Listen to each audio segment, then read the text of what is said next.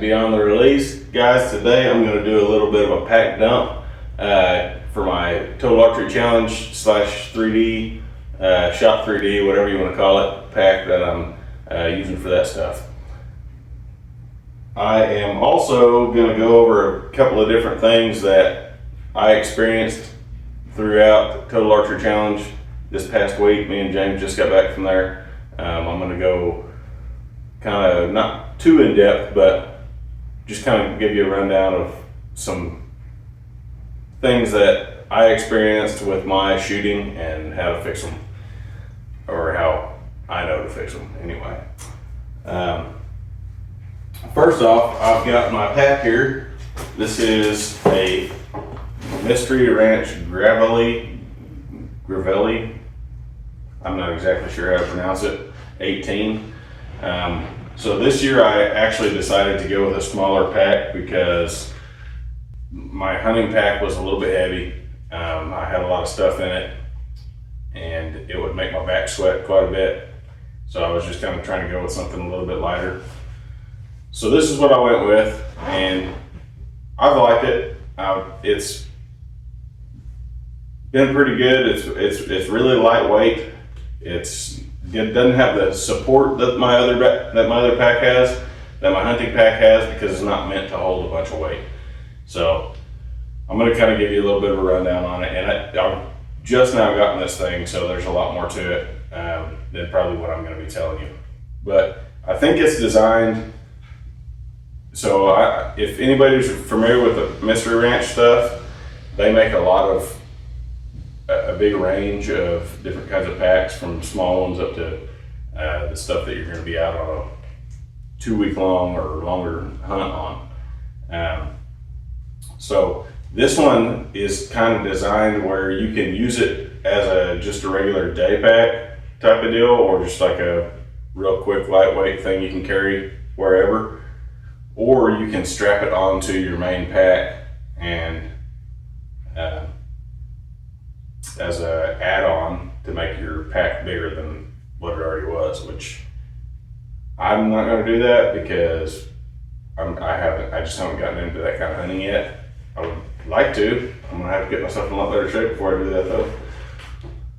But anyway, so that's kind of what this thing is for. It's got the backpack straps. When I got this pack, they were tucked down into this little area. You can see that. I'm going to try to replicate it as best I can. But they were tucked down into there. When I got the pack, I was like, where's the backpack straps? You have to pull them out of there.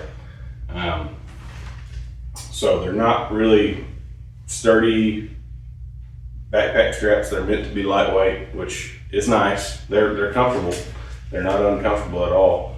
They only have the buckle that goes across the chest. They don't have anything going across the torso at all. So I do kind of like the torso, stuff going across the torso in some cases, but a lot of times when I may use this for hunting too. I probably will use it in some cases for hunting, because a lot of the times when I'm hunting, I'm carrying a sidearm on me if I'm bow hunting, and those little hip straps tend to get in the way of carrying a sidearm, which can be annoying. You can get over it and you can figure out your way around it, but at the same time, it's also more support. It's easier to carry that way. So there's kind of some give and take there. You just have to decide what you really want, what's important to you. Anyway, as far as tack goes, let's see, we'll unpack some of this stuff. I'll go through some of it. One of the things here is my Montana slings, bow sling. I know James already went over his pack dump, and he talked about the Montana bow sling a little bit. I like this Montana bow sling. It's not something that I want to have out all the time, because if you don't really need it, it can kind of get in the way. It's kind of flopping around and stuff. But when you get tired of carrying your bow, if you've been carrying it all day long, whether it's on a hunt or whether it's at tack, you get tired of carrying your bow, it's nice to have something to hang it on and give yourself a little break. So I have that. I'm easily able to tuck it into a pocket here. I've got it hanging from the top strap right here. And on their website / YouTube channel, they kind of give you a rundown of different ways you can rig it up. I kind of went my own route. I put a little carabiner right here and went from this middle loop, and then took the other one from this, the little carry loop right here. I'm not gonna put it on right now and show you, but basically, if you get a Montana bow sling, you can kind of figure out how it works best for you. The nice thing is it's just straps, so you can pack it away however you need to. If you don't want to use it right then, if you want it kind of out of the way, just put it in your pack and you're good to go. Next thing is my chest pack. So, I'll lay this down for a minute. This is just so I have Vortex binoculars and they came with a Vortex chest pack. I also have a Vortex rangefinder. They came with a Vortex little holder for my rangefinder. And the stuff that comes with the Vortex equipment is not really the best out there. I went and got this from Cabela's. It's the Cabela's Instinct little chest pack. It barely fits my binoculars. It's any bigger than I think these are 42 by, let's see. These are 10 by 42 binoculars. So anything really bigger than that, you're probably gonna have a hard time fitting it in there. But basically, this is kind of set up for my hunting / tack. I've got a set of Allen wrenches in here, which I always keep with me everywhere I go because you never know when you're going to need them with a bow. I do have some little milkweed wind indicator stuff in there. Pretty much just use that for hunting. And then I've got a little tether for my rangefinder, and I keep my binoculars tethered as well. I also have this little Hush microfiber lens cleaning cloth that I ordered, and I have an arrow puller, so I can clip that arrow puller on and off there pretty quickly whenever I need it. If some of the targets that they use in TAC or Shot 3D can be a little bit tough to pull your arrows out of at times. So I carry that arrow puller with me because you never know. So the original chest pack that came with these binoculars opened from the front. It was just a little snap buckle deal that opened from the front like this. I bought this one because it opens out like that, which to me makes more sense. But now I've seen these others like the marsupial that will still open out like that. They have a magnet just like this one does, but they kind of fold over and they'll keep all your stuff out of the way instead of this thing just sticking out straight in your way, because that works out great if you're not shooting. It stays out of your way. I mean, and probably even if you're rifle hunting or something like that, then it would be good. But for archery, you kind of want not so much stuff all around your chest and sticking out from there. So it's kind of nice to have that one that goes down and wraps around and stays flat out of the way. So I do like this chest pack. I think there are better ones out there for what I'm doing. So let's a bit farther into this. The other thing that I always keep with me is some snacks. Just whatever snacks you think you'd like to have. It's always a good idea to have some extra stuff to eat. A lot of times on these, especially TAC, Shot 3D, the courses don't take so long because there's not as many people. So you're not waiting in line every time you step up to the next target, generally. But at TAC, it can be a long day, and some of these courses can take 4 or 5 hours when it's real busy out there. So you want to make sure you got snacks. You want to make sure you got water. I always bring some snacks with me. Whatever snacks you like to eat, you know, if you like snack cakes and things like that. I mean, I love snack cakes, but I just try not to eat so much of that stuff because it's not really the best for me. But just make sure you got some stuff to eat, something to hold you over until you get done shooting the course. Another thing that I've noticed a lot of people don't really keep with them is a little saw. So this is a little saw, foldable saw that I carry with me for hunting. But the reason that I still like to keep this for me even for TAC is because a lot of times you might miss a target or there's a tree right in front of your target.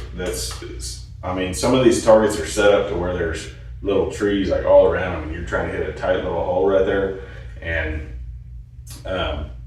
you might accidentally hit a little pine tree or something like that.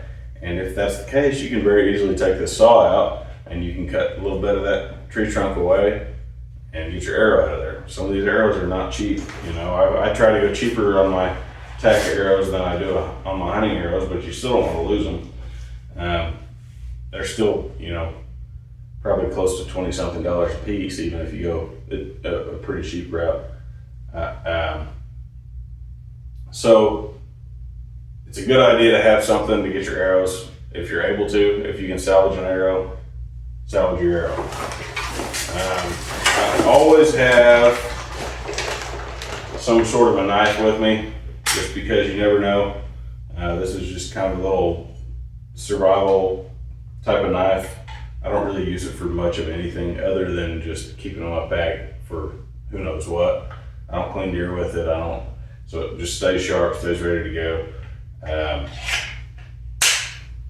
It's been a pretty good deal to have with me. I never know when I'm going to need it. So let's see. I've got more snacks in there.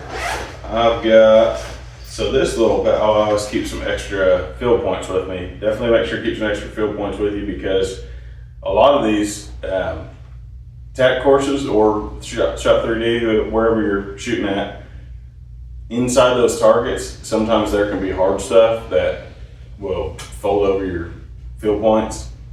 And I mean, it's probably not really going to affect your arrow flight, but I usually like to put a new one on there if that happens. So I always keep some extra field points with me. I have this little pouch. Usually in here I just keep some Band-Aids. You never know when you might need some Band-Aids. I know some other guys keep a little bit more extensive first aid kit with them. James talked about his tourniquet and some other stuff the other day, and that's awesome if you're keeping all that stuff with you. I just throw a few Band-Aids in here. I got some chapstick that I keep with me because you're out there a good part of the day, the sun's out, the wind's blowing, your lips might get chapped.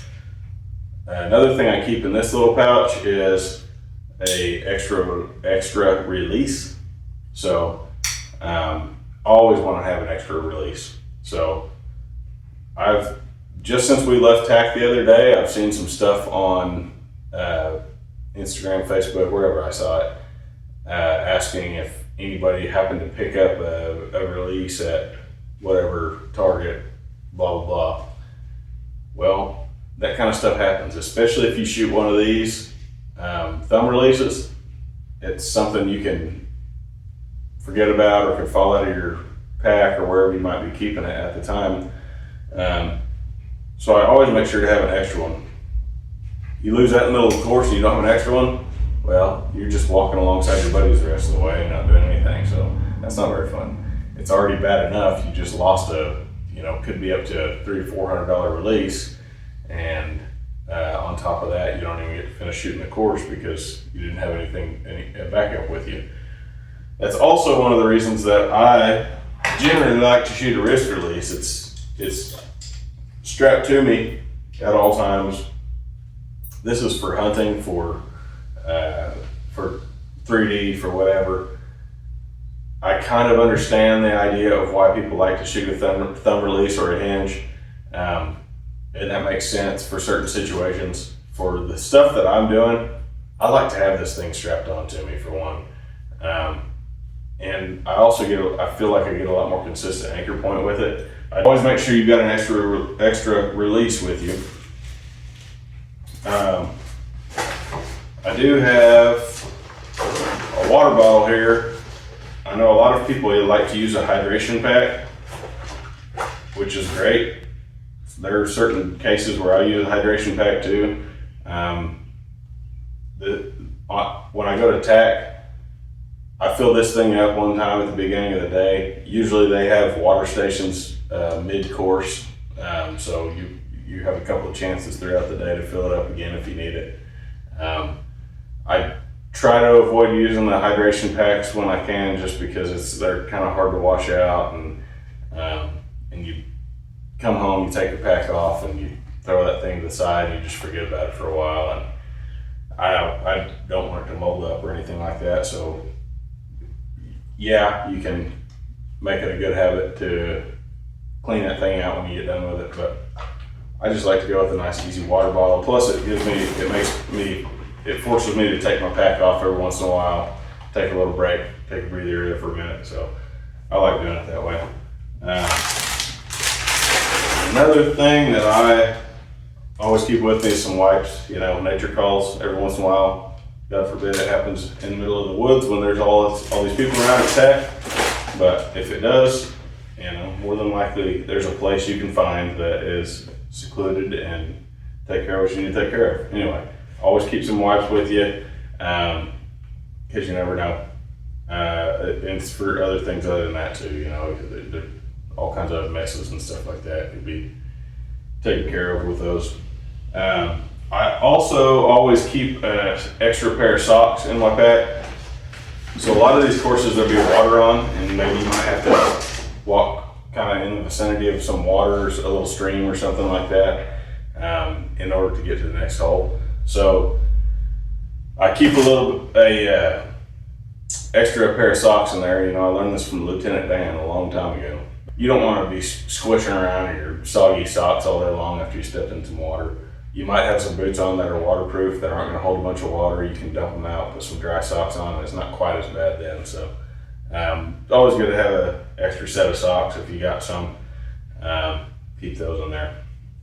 As far as my arrows go, I just hold my arrows with a piece of PVC. This is a little, I think it's 2-inch piece of PVC. I had a bigger one. I actually still have it right over there. A bigger piece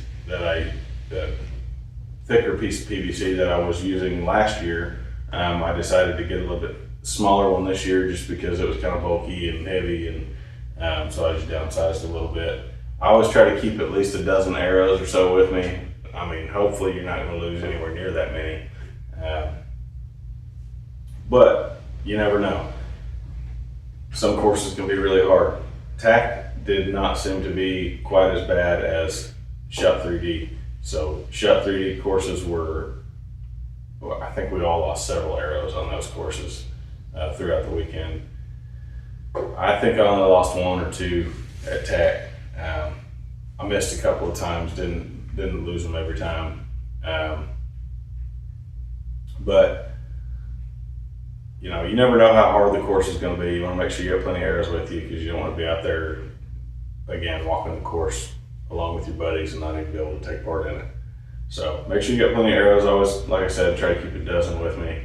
And if you run out of that many, it's tough. But I wouldn't think anybody would run out of that many on the course. But it's always good to have them there, ready to go. So another little thing that I just kind of wanted to talk about a little bit. So that's my pack dump, I guess, what you would call it. Another little thing I wanted to talk about is a little bit of target panic. Target panic is a thing that a lot of you guys might be pretty familiar with. A lot of you guys might be struggling with it and not even know that that's what it's called. So basically what target panic is when you you're coming from one direction or the other, whether it's up or down or from the side, and as soon as you start moving towards that target, you just punch that trigger.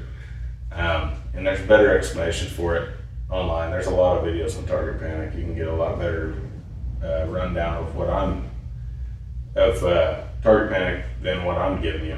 But I'm just kind of telling you what I was dealing with a little bit this past weekend. So the one that I always kind of struggle with is I draw back and I get right on the target, and then for some reason my bow immediately goes down and I try to work it back up. And a lot of the times I'm able to do that, and it's no problem. But there are times I get these slumps where the target panic hits me and it feels like you got a 100-pound weight on the end of my arrow and I just can't pick that thing up.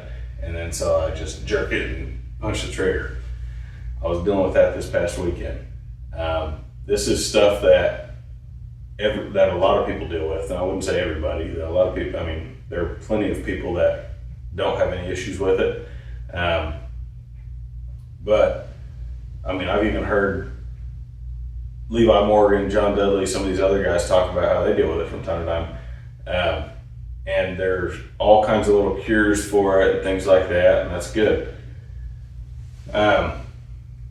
So there are things you can do to try to overcome that. If you get that, one of the things that has worked the best for me is I'll get about 10 or 15, maybe less yards from the target. I've made this little dot right here on this 365 target here, and I'll just lock onto that dot and I'll just sit there and I'll hold that thing for as long as I possibly can, and I won't ever shoot at it, and I'll just sit there and hold it, and then I'll let it down. When my arms get tired enough or I can't hold it anymore, I'll let it down, just to kind of trick your mind, not even really tricking your mind, just convince your mind that you don't have to punch that trigger. You don't have to pull the trigger. You can sit there and hold it on there.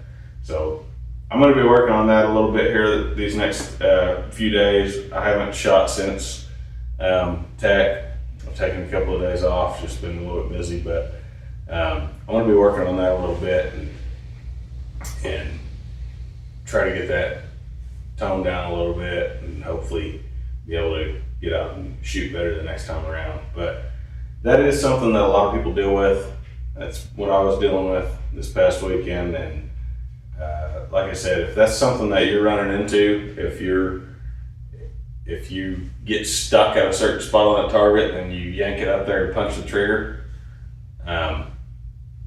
look into some videos. There's all kinds of, just type in target panic stuff on YouTube or whatever, and there's all kinds of helpful videos and stuff and different things that people can do. I've heard a lot of people say you change the type of release you're using. If you're using a wrist release, switch to a thumb release for a little bit, or whatever other kind it might be. I've had certain things work for me and certain things that didn't work for me. So what I just kind of described is something that does work for me. And that's a nice thing about these 365 targets too, is it's got multiple sides. This yellow part is an insert that comes out and you can flip it around to different sides. So I've got sides with a bigger dot on them for when I'm shooting long range, or I got sides like this where they're a little bit smaller, but I can then even put a little smaller dot on there and work on that target panic stuff. So don't feel like you're an amateur or something like that if you struggle with target panic. It pops up for a lot of people, and I'm not saying that as like I'm a pro, so target panic happens to everybody, because that's definitely not the case.